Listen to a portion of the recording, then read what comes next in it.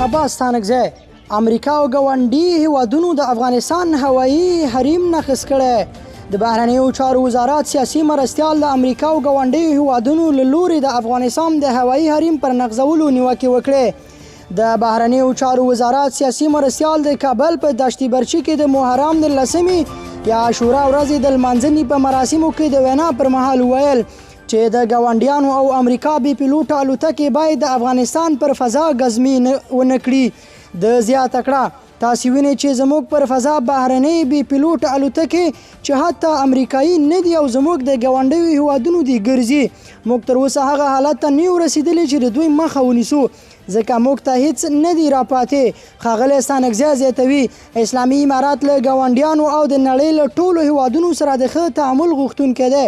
که څه هم نوموړی مني چې په اوسني نظام کې ستونزې شته خو په وینا یې د حل لپاره یې لا زیات وخت اړتیا ده.